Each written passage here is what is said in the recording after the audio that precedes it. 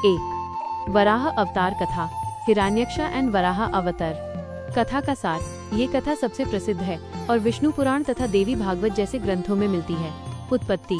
जब सृष्टि का आरंभ हुआ तो दैत्यराज हिरण्याक्ष पृथ्वी, जो उस समय भूदेवी के रूप में थी, को चुराकर गहरे सागर रसातल में ले गया। उद्धार।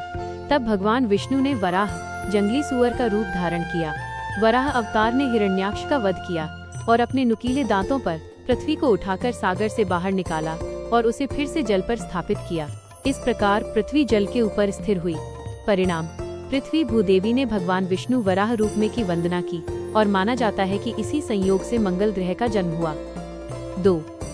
ब्रह्मा जी द्वारा सृष्टि रचना की कथा, क्रिएशन बाय ब्रह्मा। कथा का सार।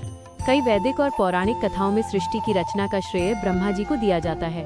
उत्पत्ति। माना जाता है कि सृष्टि रचना के क्रम में ब्रह्मा जी के अंगों या विचारों से विभिन्न तत्वों की उत्पत्ति हुई।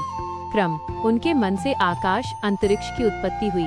आकाश से वायु, वायु से अग्नि, अग्नि से जल और अंत में जल से भूमि, पृथ्वी तत्व की उत्पत्ति हुई। यह प्रक्रिया पंच महाभूतों के निर्माण को दर्शाती है।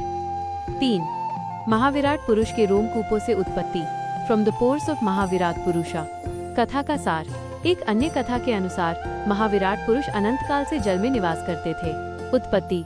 समय के साथ महाविराट पुरुष के रोमकूपों, शरीर के रोम छिद्रों से जल सहित पृथ्वी बार बार प्रकट होती और छिपती रहती थी। नियम।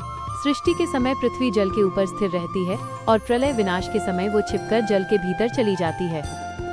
वैज्ञानिक मत, साइंटिफिक व्यू। अगर हम पुरानी कथाओं से हटकर आधुनिक विज्ञान की बात करें तो पृथ्वी की उत्पत्ति लगभग 4.54 अरब वर्ष पहले हुई थी।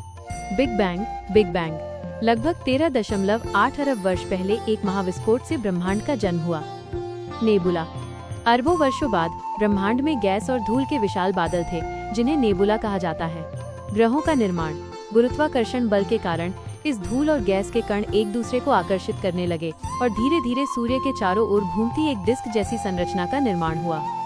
इसी प्रक्रिया से छोटे छोटे पिंड बने, जो आपस में टकराकर और एक दूसरे को खींचकर अंततः हमारी पृथ्वी का रूप ले लिया। पौराणिक कथाएं और वैज्ञानिक मत दोनों ही अपने अपने तरीके से इस अद्भुत ग्रह के जन्म को समझाने का प्रयास करते हैं। क्या आप